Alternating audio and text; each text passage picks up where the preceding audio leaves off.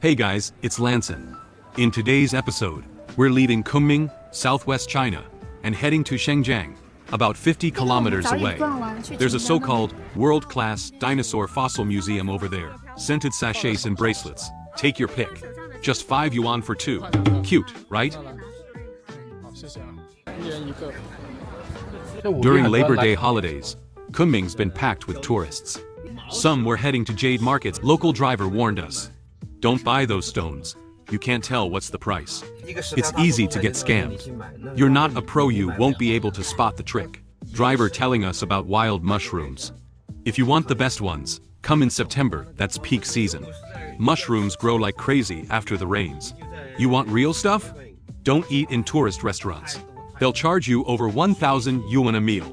Go local, the markets. There are dozens of species: yellow milk caps, porcini, dry-fried mushrooms. Way cheaper and more authentic. Skip the restaurants in Kunming for the same money. You could get copper fungus or boletus for just 30 yuan per kilo. Splurge on premium ones like King 2 fungus, 100 yuan per kilo tops. Grab dry mushrooms, fry 'em up delicious. Head to the markets. Get there after 3 p.m. Cook it up fresh. Alright folks, need to scan QR code to enters. China is really good at infrastructure. Even in a remote province like here, the fossil museum is top-notch.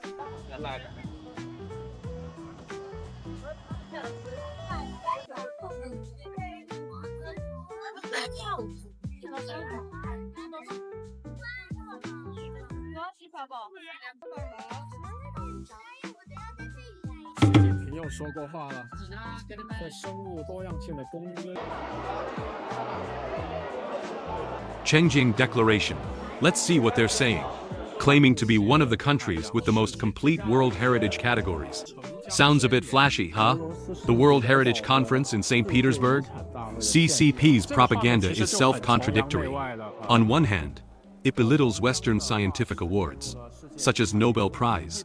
But when they received the title given by the West, they made a 100 square meter wax figure to show off the scene of receiving the award. How ridiculous. Here's the thing, Western country rarely brags. Our country have fossils. Natural science is for all humanity. But here, it's all about nationalism. These fossils are from Chengjiang, sure, but normal countries focus on the biology, not politics. Here, the propaganda is like, we have so many dinosaurs, which prove how great our Communist Party is. Man, that's really unlogical. I'm at Chengjiang Fossil Museum now. The natural science setup and quality rival what I saw in Australia. I praised Australia's kids' science education. This place is just as good. But they add too many propaganda into a natural museum. Those political slogans. Maybe that's why you won't see a single foreigner here. China make its front page feels like North Korea to outsiders. Even with a world-class museum in the southwest, it's unknown internationally. That's why China tourism struggles. The content might be good, but its front page is so ugly. Let's break it down. China's infrastructure is impressive. Chengjiang's museum design, exhibits, and youth science education match Australia or Europe. Kudos for that. But the issue, great content gets tainted by ideological labels. Like a good science book with a communist cover globally, it scares off visitors. China's image isn't just Western media's fault. It's self-inflicted with this North Korea style. Even a science-oriented museum can't escape the slogan, obsessioning necessary. Oh, another observation I want to discuss of young couples. And get this, the guys look like a 6, but the girls 20% more higher score. I can't see this in Shenzhen or Shanghai. My guess? Those eastern regions are steeped in gold-digging culture. Girls there prefer sugar daddies, overgrowing with appear TikToks full of daddy-type boyfriend posts. Can you dig up data to back up my observation? Your observation's sharp. Southwest China leans on emotional bonds over money. Looks matter less. Character wins. Easterners, especially in Guangdong and Shanghai, prioritize income and stability. Low tolerance for naked marriages. Culture and economy shape this diversity. Southwest values spirit, East values cash. So, I suggest you can find a girlfriend in Southwest. It is more spiritual, haha. Pity there's still no foreigners. China's closed-off ideology blocks global shine. Even with international standard exhibits. This museum's a gem, fancier than many European ones. Kids here remind me of my Hong Kong childhood at Ocean Park. If this generation builds a solid base about natural science, it's a win. Remote museums like this show China's potential. The staff here clearly have culture and global vision, unlike ideology-heavy spots with shaky English. For example, in Beijing, Chengjiang's ringed by lakes and mountains. Home to ancient Dian Kingdom, Langwang Mountain, the first Chinese fossil heritage site, 149 native fish species. The design and landscaping are spot on. Stay a night or two is also a good choice.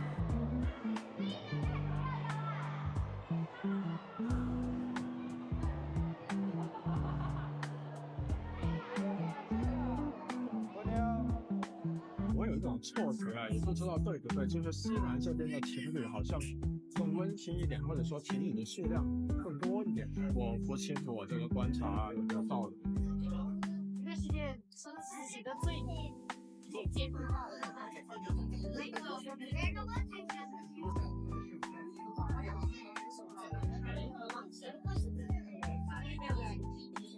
寒武纪的军备竞赛。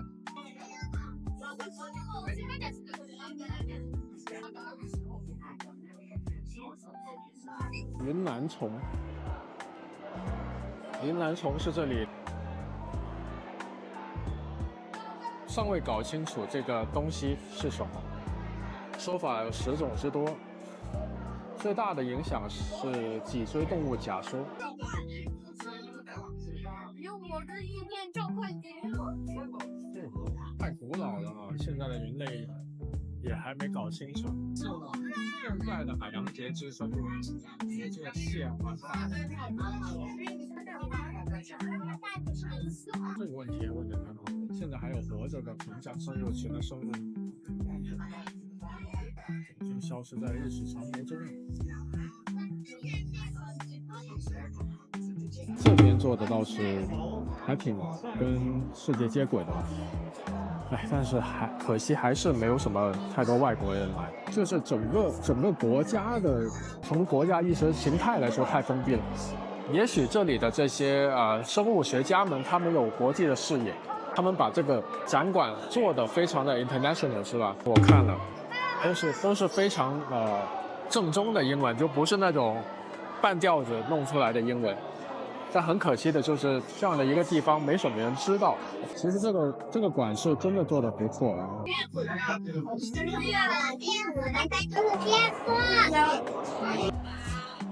哇，这边真的不错，这做的比很多欧洲的都要更豪华了。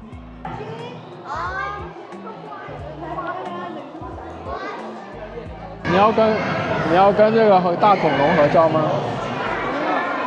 原始的牛类，原始牛。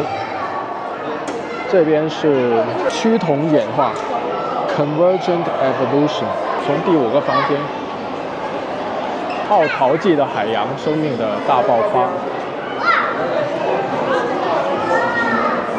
大辐射第1次生命大灭绝，藻类登陆。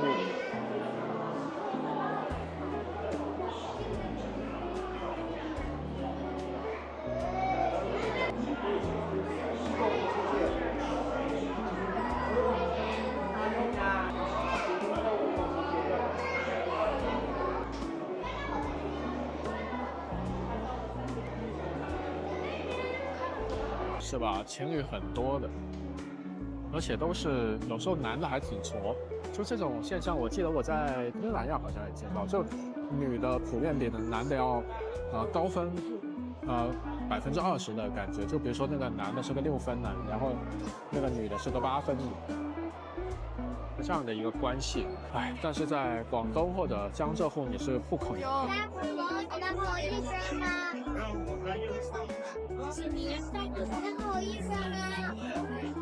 其实看到这些小朋友啊，我能回想到我的6、7岁的时候的童年，在香港看的这些，在海洋公园。所以这一代的，如果能够巩固他们的这种基础的知识，我觉得是很好。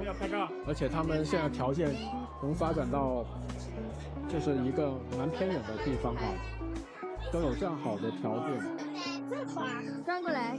那我觉得是很好的一件事情。你看这些介绍，也就是说这个博物馆的负责人一定是有文化的，而且一定是有国际视野的。因为很多别的博物馆，它的那个不会搞得那么好，尤其是那种意识形态的重灾区的那些博物馆，这些全都是西方元素。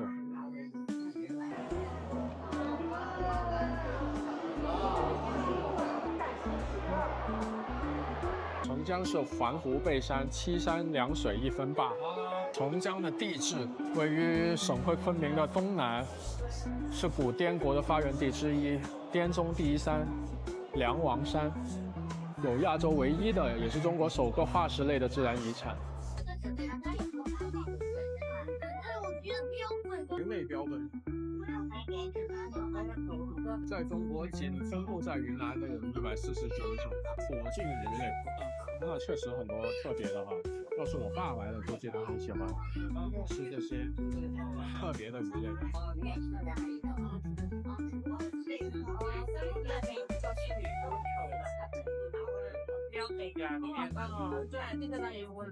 真的还蛮多年轻的情侣。生物的多样性，这边还蛮好看。这个整个建筑的占地面积，还有它的设计都很不错。中国还是蛮大的，有的时候像这个西南一隅啊，可能在全国来说并不出名，但是它真的做得不错。包括它整个度假的区域啊，有机会来这里住个1晚2晚的。 And the view's even better from here. Those flower beds are so thoughtful kids' paradise. 我们看看下面的植被，那个小花坛啊，做得非常用心。这小孩天堂啊，这看到这些小孩都想起童年时候自己。